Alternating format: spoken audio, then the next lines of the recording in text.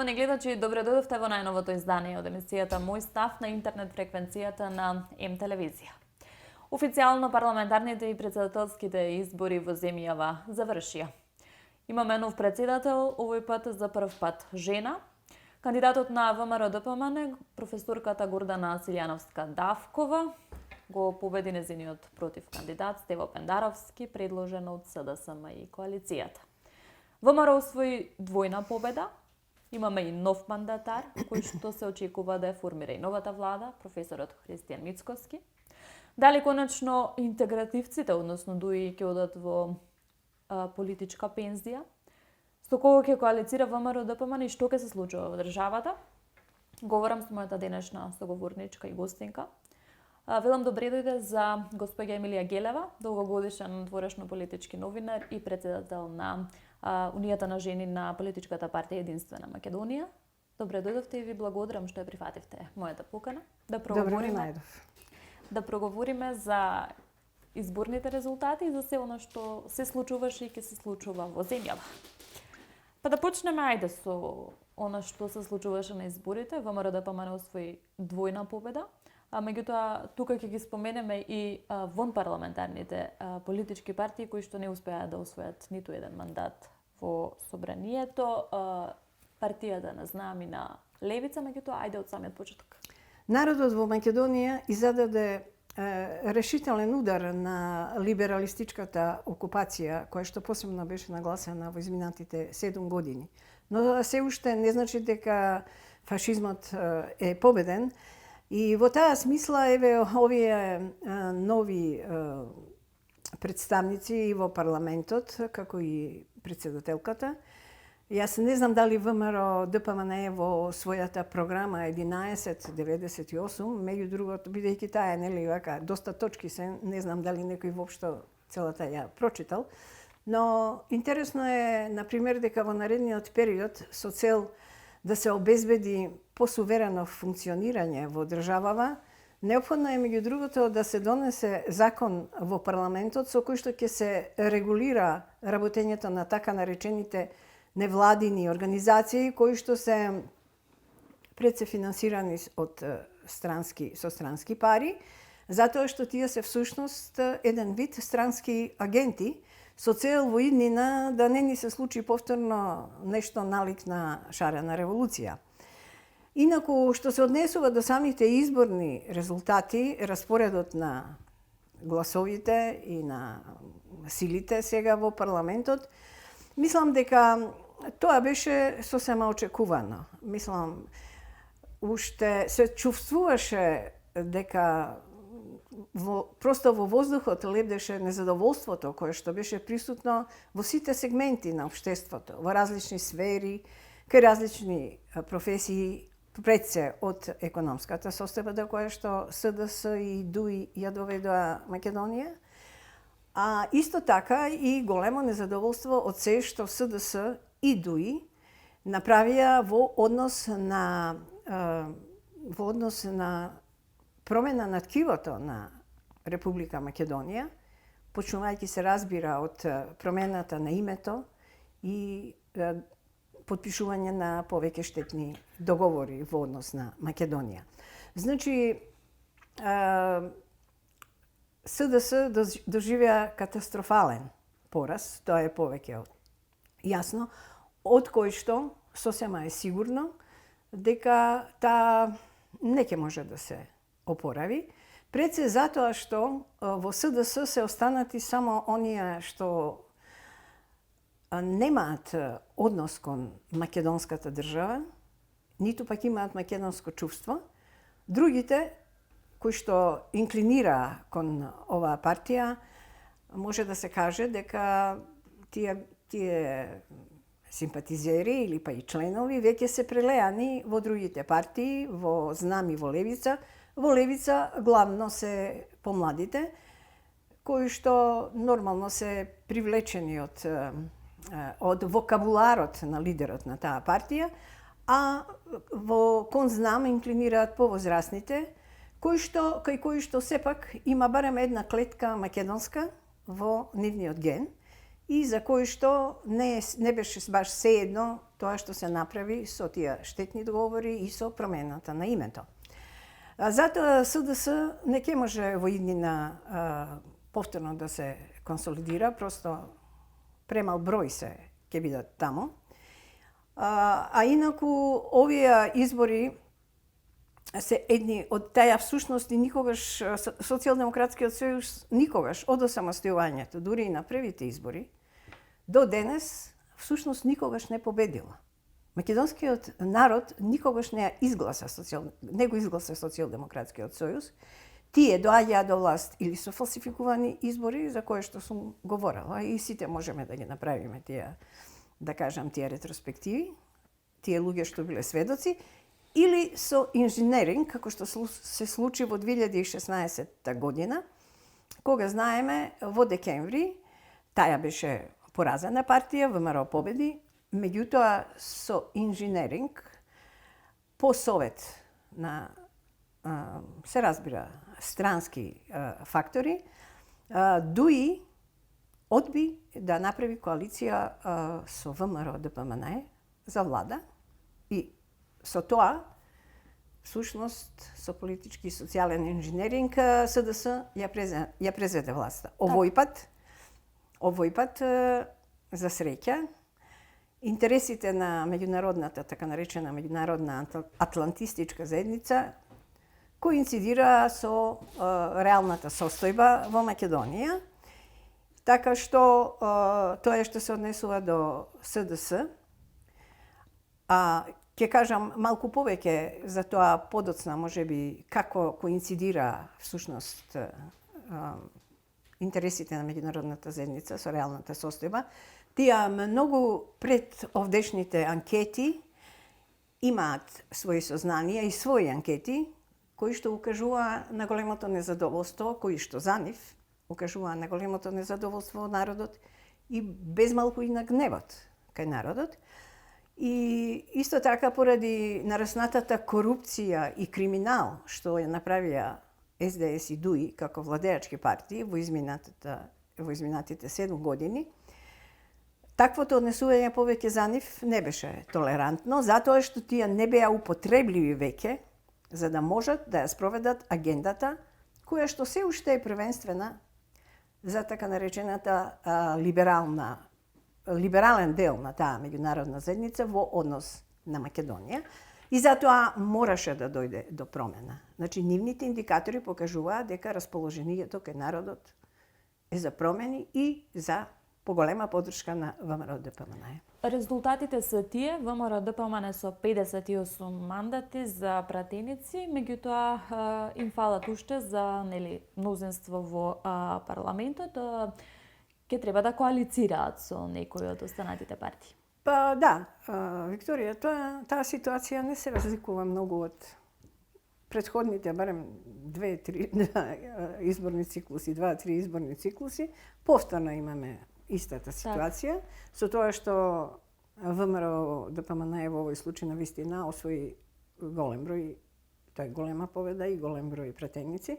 Јас на тоа мислам, ова се беше веќе да ви кажам познато. Уште во ноември, декември јас во анализите што ги правив овде на вашата телевизија, кажав дека тоа е очекувано. Меѓу 56 и 58 се очекуваше тој број на пратеници. Не е некое, големо изненадување. Но работата е што ВМРО требаше да цели, и тогаш кажав, дека не е проблемот да освои овој број на пратеници, туку работата е да освои малку повеќе, барем уште 7-8 минимум мандати. И затоа требаше малку поинаква стратегија. Тие беа во својата стратегија, како да кажам, 7 години чека просто, народот толку многу да се огневи, што мислам лесно да дојде, победата, полесно да дојде во нивни раце.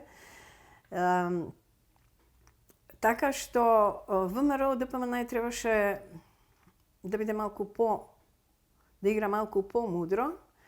Всушност, излезеноста на овие избори е некаде околу, да речеме, 60%, значи 40% не гласале.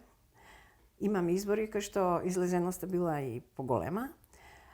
Значи, требаше да се практикува стратегија со која што тој дел од, да речеме, неопределените, а присутни во државата, барем 20%, ВМРО требаше да направи усилби да ги привлече.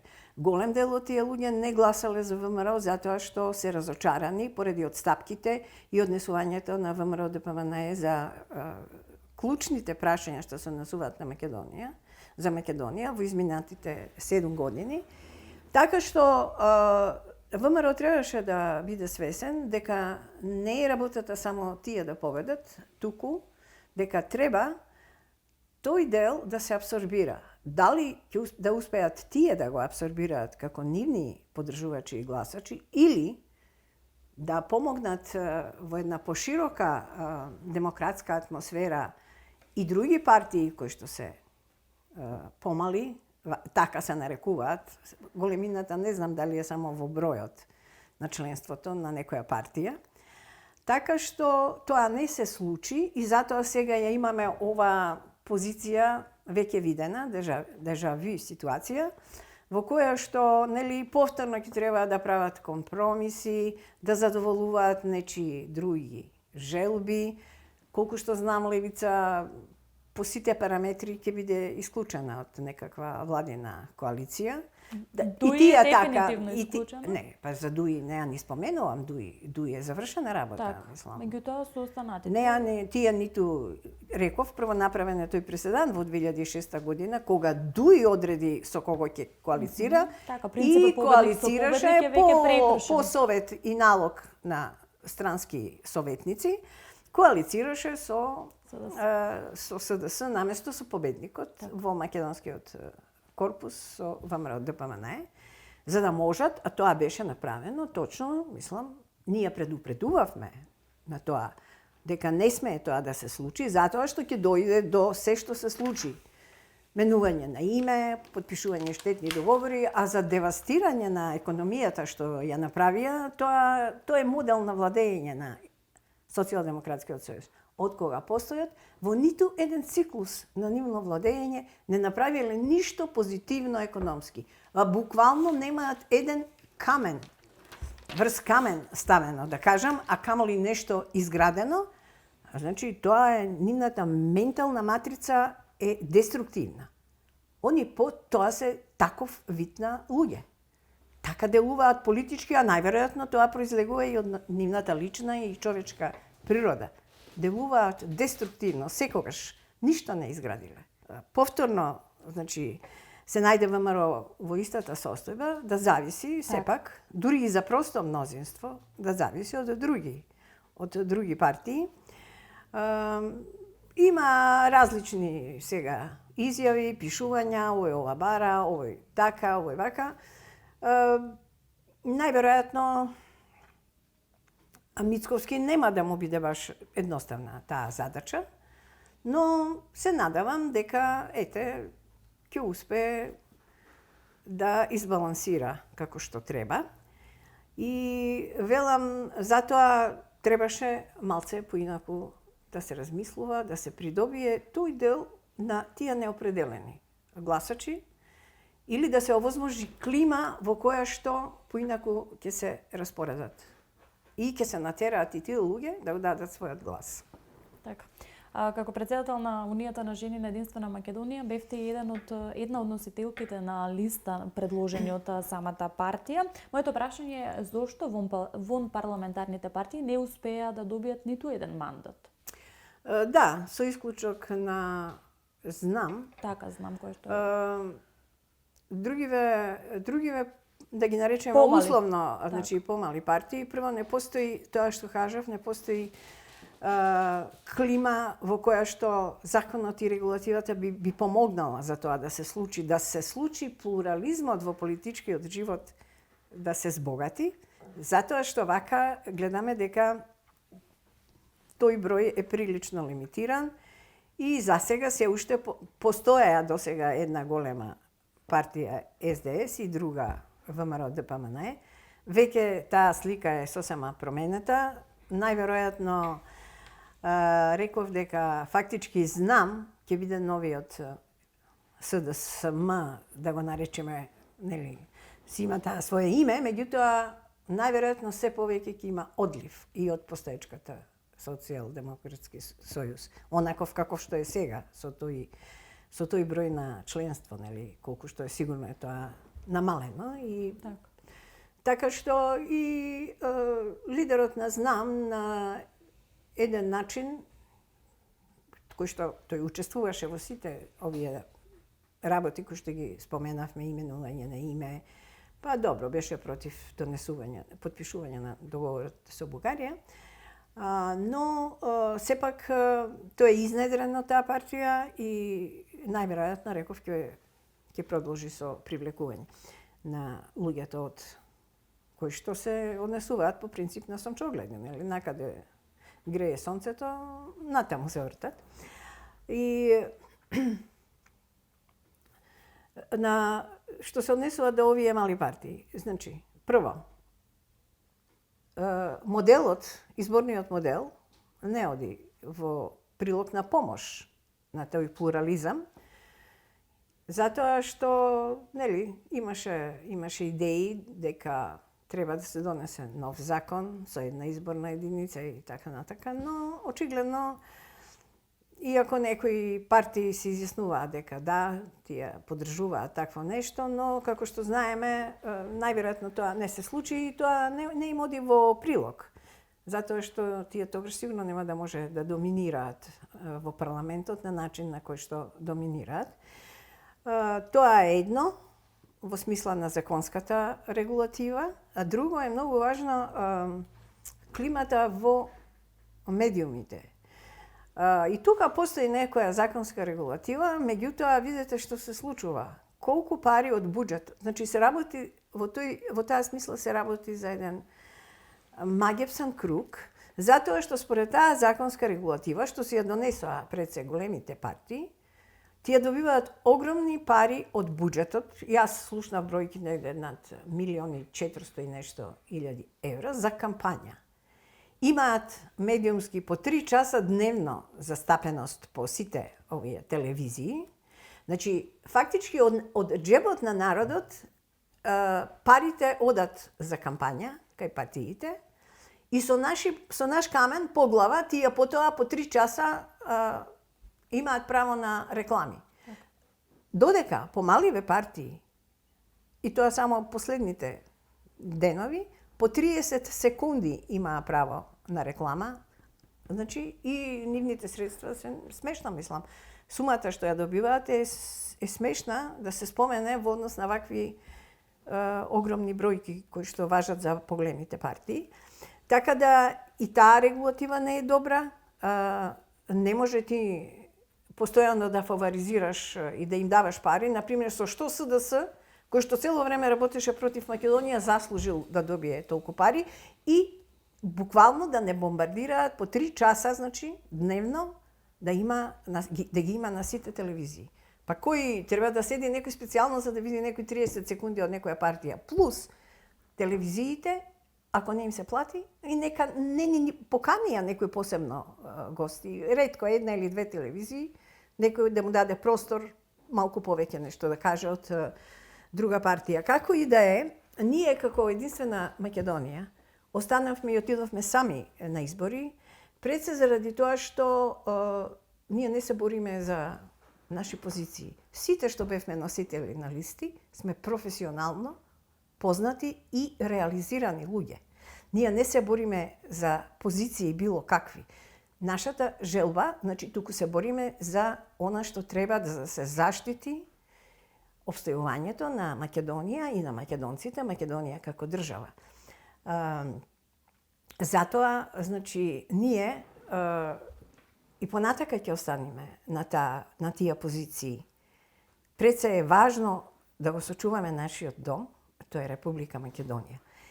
И во таа смисла сме свесни за сите игри и притисоци што и сме укажувале на тоа, што и во иднина, па и во моментов се случуваат, токму со овие сега договори и преговори за коалиции, владини или како ќе се одвиваат и да речеме во парламентот се отприлика познати.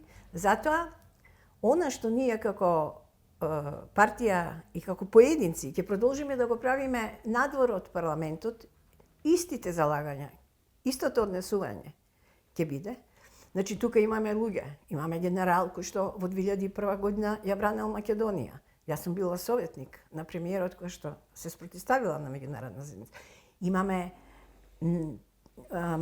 ВМРО-вци од првиот состав на партијата кои што се спротивставиле на гласање за рамковен договор и така натака. Ние сме докажани во пракса со нашите дела.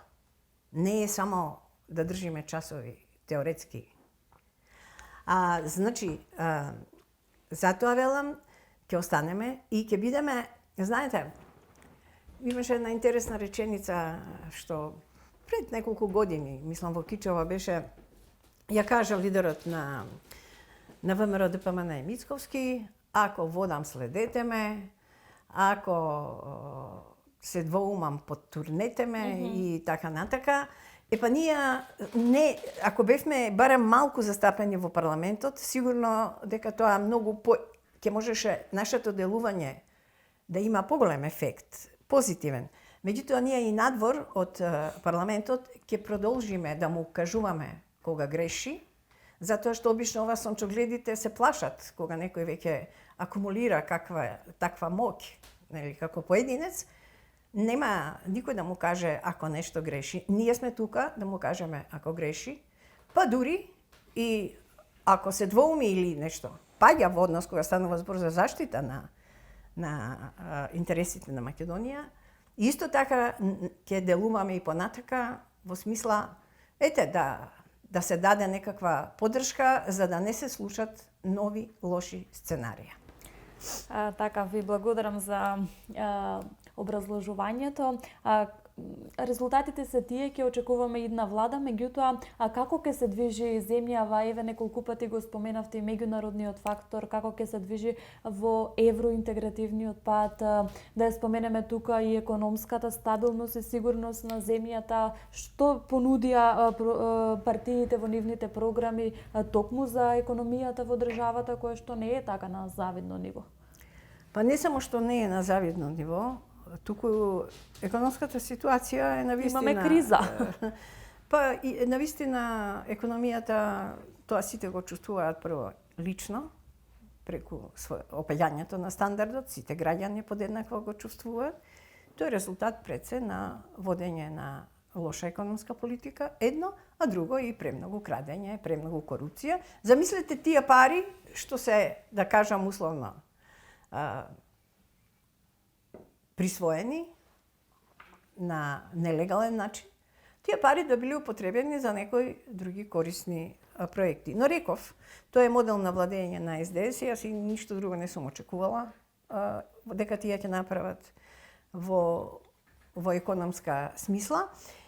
Инаку, што се однесува до развојот на економијата, сега првично се разбира дека новата влада ќе има тешка задача пред се, поради тоа што сите показатели се поразителни и навистина ќе треба многу усилби да работата се исправи на макроекономски план, првично. Инаку, што се однесува до самата економија, како да ви кажам, тоа не е некоја енигма голема во денешно време, па и во нашата држава постојат, нели, и факултети, едуцирани луѓе во таа област. И проблемот е што, мислам, од тој економски аспект, проблемот е што економијата наша исклучиво, ај што е врзана, да кажам, во системот на така наречената меѓународна заедница, ај што се проучува главно англосаксонскиот модел на организирање економско и така. Меѓутоа, проблемот е што тоа е голем проблем. Затоа што во светот има други држави кои што се ја развиваат својата економија независно од така наречената западна. Значи се подпираат на своите внатрешни потенцијали, традиција и внатрешните значи го користат умствениот потенцијал. Ќе ја споменам Јапонија, затоа што Јапонија и покрај тоа што и беа фрлени нуклеарни бомби, по кратко време таа почна да се опоравува. И Јапонија создаде така наречено модел на јапонско чудо економско. Значи, тоа беше резултат точно на умовите во Јапонија кои што ги согледаа предностите и ја користеа својата традиција во однос на тоа што и како треба да се прави. Јас сум имала можност и среќа да бидам еден месец на предавања точно од тие професори што го создадоа јапонското економско чудо и нивните методи кои што ги користеле. Например, имаше, тоа беше вака една фина досетка, анекдота. Професор Таканака ќе го споменам, иако еден од главните творци е професор Сасаки, меѓутоа и професор Таканака беше доста веќе во поодмината возраст, но држеше прекрасно предавање. Тој кога влезе вика Јапонија е многу богата земја со природни ресурси. Јапонија ние знаеме дека нема природни ресурси, освен ако се сметат рибите околу островот во морето. Се шегувам. Но тој вели Јапонија е богата многу со природни ресурси, со земјотреси, со цунами, со такви непогоди што вулкани што им се случуваат, да речеме некогаш. И тоа беше едно убаво отварање на предавањето, за да всушност преку тоа ни покаже дека токму поради тоа што немаат никакви ресурси, они најдоа друг пат. Тоа сакам да го кажам. Ние не треба да копираме, ние не треба да се подпираме само на тие европски фондови што сакаме да ги добиеме. Ние треба да знаеме сами како да создадеме фондови. Ние ќе имаме многу повеќе фондови ако во државата се стави крај на крадењето на буџетот, на крадењето, на корупцијата која што се практикува и така натака. Знаете, вие дома кога и пред се, кога сакате дома нешто да опремите со многу убав мебел, нели подобро да се чувствувате, вие сигурно прво ќе водите сметка дали ви се темелите добри. Ако се темелите разрушени, бадијала, вие се што ќе внесувате во куќата. Нас не се темелите разрушени, затоа оваа нова влада, нова власт, вклучувајќи ја се разбира и новата председателка, имаат еден поинаков предизвик. И да речам приоритет на некој начин, паралелно со развивањето на економијата, паралелно со тоа ќе мораат и пред се да ја вратат Република Македонија, како што е држава. Според сите принципи кои што важеле, Асновски и Илинденски и така натака. Значи, тоа е многу важно, за да може понатака да се обмисли, да се користат, мора да се отвори, да се предизвика кај луѓето да немаат страв, да им се помогне на луѓето за користење на секој индивидуалец има одреден потенцијал. Многу често тој не е вистински искористен. Ако на луѓето праведно и правично им се даде, ако се честити, ако сакаат да работат искрено, значи да се залагаат за сопствени за развој на околината, тие луѓе треба да добијат, се разбира, можности. Манипулантите на време треба да се препознаваат, тие што сакаат да спроведуваат економија која што не ги почитува поставените постулати. Многу е едноставно, реков, сигурно никој дома нема шпоретот да го стави во купатило. Така и во економијата. Мислам, си има свој денеска познати си различни модели спомнав, но не ги споменувам и други држави, Индија, Кина, свој пат економски. И ние мораме да сме отворени. Нашите стручњаци, експерти, треба да ги проучуваат добро, да размислат што пак ние имаме како посебен потенцијал. Така да, во таа смисла, јас сум сигурна дека ВМРО сепак секогаш нешто гради и ја подобрува економската состојба, дека во тоа ќе успеат. Како ќе се движиме на евроинтегративниот пат? На која Да, тоа е интересно како дел од таа меѓународна проблематика. Нели најактуелно е сега тој услов, таа рамка француска каква и да е, која што се поставува како услов, нели, за да продолжиме со преговорите со Европската унија, да ги внесеме неколку ново декларирани 3000 на број бугари во уставот. Само по себе тоа не значи нешто, нели вака страшно да речеме, меѓутоа во случајов многу експерти укажа што тоа всушност ќе значи и од експерти што ја познаваат да речеме ситуацијата политичка во Бугарија, што понатака Бугарија ќе прави и како и прави, што правела досега, па таа сака да ги прекрсти македонците во Албанија, во Пустец, ги прави бугари со разни методи и така натака, камоли мислам што понатака ќе се случи, знаеме како не ослувуваат све. Значи, постои таа рамка, ВМРО одеше ВМРО отиде со една, да кажам, неприфаќање на сето тоа, под услов дека, под појаснување дека нема внесување промена на устав под бугарски диктат. Така. Меѓутоа, тоа не значи, бидејќи сите што доаѓа од надвор странски политичари, па и од State Department-от и последните изјави не беа толку чести како што тоа било во минатото, кога се менувало име и за други ситуации, поради X причини сега не беа толку чести. Меѓутоа, му го дозволија тој, да речам, тој на отпор за прв пат од страна на ВМРО и лидерот.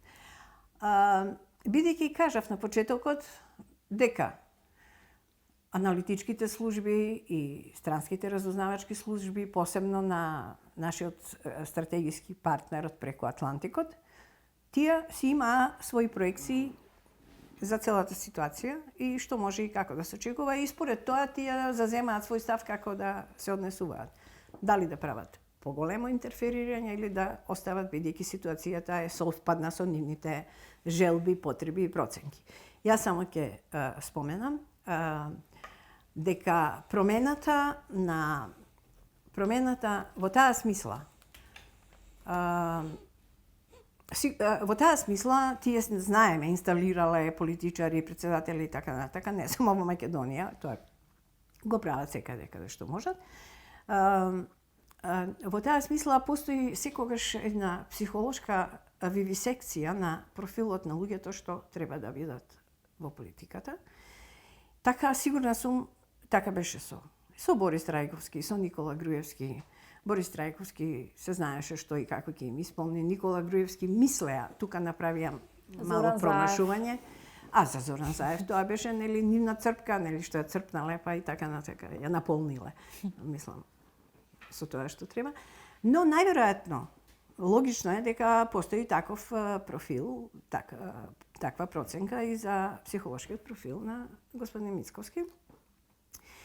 И знаете, тој е стручњак во автоматиката, во роботиката. Видовме, нели, првиот робот го има направено и така натака. И тоа укажува на еден, значи, прецен, на еден ум, кој што, бидејќи роботот е прецизна работа, ако знаеш што сакаш, дека сакаш да знае како да ја движи или да ја мие шољава, ти знаеш кои премиси треба да ги поставиш, за да тоа, нели, така се одвива. И тоа е позитивно, затоа што тој има капацитет истото тоа да го направи и за други работи на поголемо, на повисоко макро, нели, ниво, во економија, во политика и така натака. Но се плашам да не е случајно му беше во таа смисла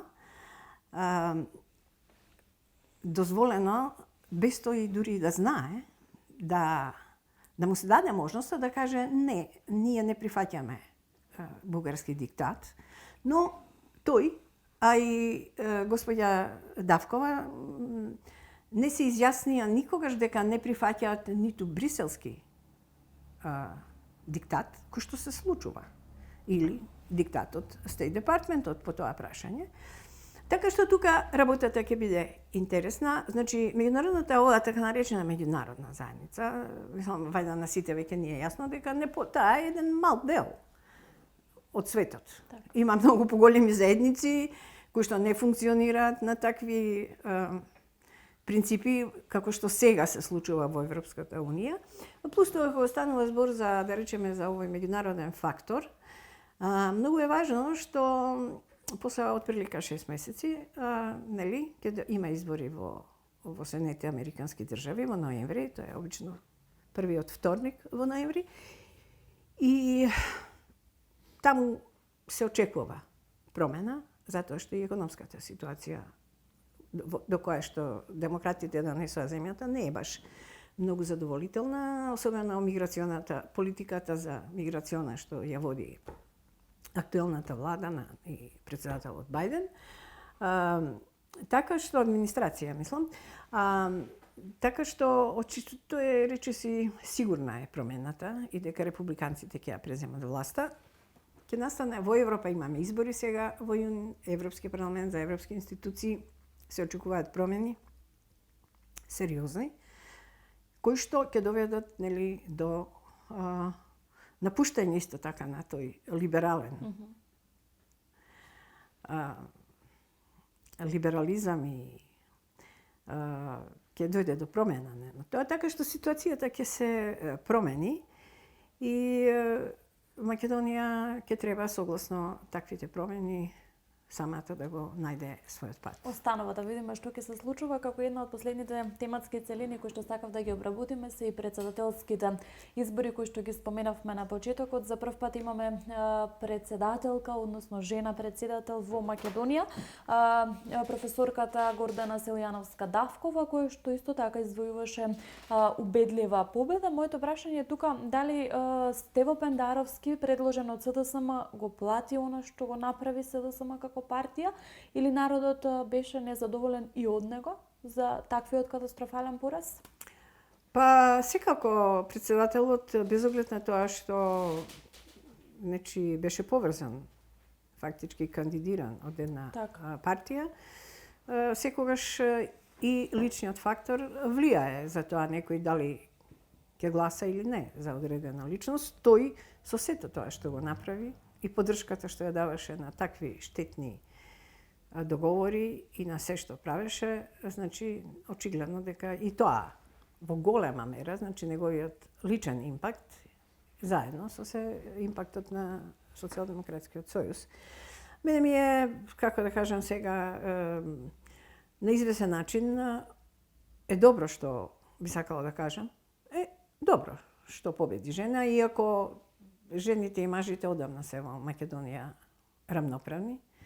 Но добро е како што се грижиме за тоа да сите имаат еднакви можности во смисла на различни етнички групи и оваа родова застапеност да се стимулира. Секако изборот на една жена на тоа председателско место ќе најверојатно треба да придонесе за поголема застапеност на раководни позиции, нели, на жените, на уште поголема. Иако сметам дека таа дискриминација во Македонија за тоа жените да можат да се на раководни позиции е прилично мала во споредба со некои други држави во светот.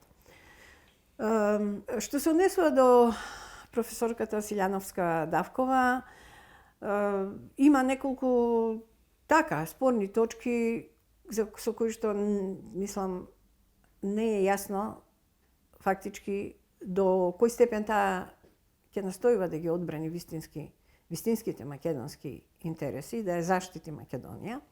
Прво станува збор, се разбира, за Преспанскиот договор, за кој што ние, како партија, сме декларирани дека тој бараме да се поништи и тоа има едноставни начини како тоа да се направи, затоа што е незаконски, нелегитимен, почнувајќи од самиот документ кој што е подпишан, начинот на кој што се направија уставните промени и така натака, значи ништо не е легитимно од сето тоа. Така што таа не се изјасни до крај, иако како правен експерт, сигурно дека е упатена во сите тие работи. Јас сега немам намера да ги елаборирам, познати се. Потоа, исто така прилично ноншалантно и весело, кажам, изјавува дека и внесувањето на бугарите во уставот не е проблем, со тоа што ако не знам што ветил, дали вети Брисел или такви ветувања, ние се изнаслушавме, или гаранции, или не знам што, дека нема да има нови барања, дека не знам. Мислам дека професорката е експерт Токму по уставно право, но, Така. видете, уставното право не е меѓународна политика. Секоја држава си има свој устав, право, колку сега ние ќе се повикуваме само на англосаксонското право, повторно реков, тоа е дискутабилно за мене. Меѓутоа, политиката и меѓународната политика е нешто друго. Во незините меѓународни средби таа нема да може да им држи часово и уставно право на своите соговорници, председатели кои ќе бидат. Нема да може, тоа тие не се заинтересирани за тоа. Постојат за тоа академии, факултети, други експертизи и така натака. Тоа е неважно. Меѓународната политика функционира по поинакви принципи. Таа ќе има сигурно можност брзо да се увери во тоа и начинот на била кој и што активна политички претходно. политички била министерка, не била како дел од некоја партија. Добре, Мислам, еве да дел се- формално како што биле пратеници или не. Она и сега е пратеник, беше во парламентот, но не беше член Не на беше ВМРО. член на Така ВМРО. што Така. политички во таа смисла како пратеник, инаку министер водеше локална самоуправа, колку што се сеќавам на почетокот. Тоа беше. Во периодот кога, во еден период тоа беше на самиот почеток по осамостојувањето, во првата, нели, таа влада која што со помош на трикови СДС, односно Црвенковски ја презеде од ВМРО и ми ја украдоа победата на самиот почеток, на првите избори. И во таа влада она беше министерка за локална самоуправа и мислам посебен политички ангажман околу надворешна политика нема. Уставот не е политика.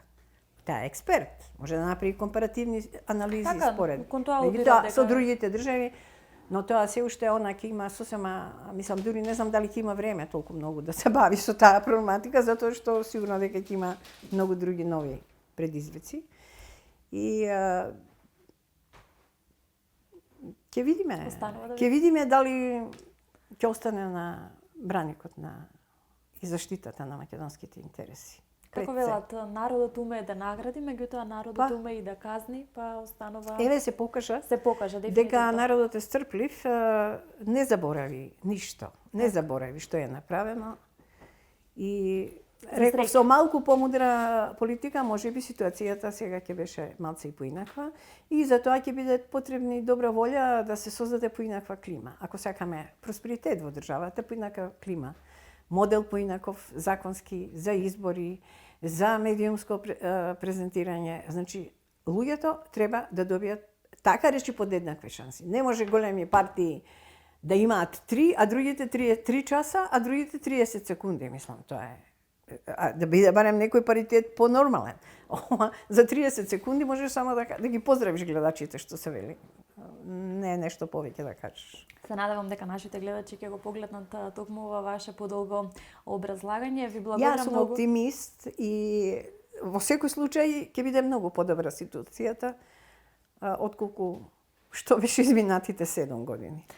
Господи Гелева, ви благодарам многу за одвоеното време, за тоа што гостувавте повтор пат во емисијата Мој став. Се надевам дека ќе имаме уште можности за да разговараме токму за вакви Драго ми важни беше. теми.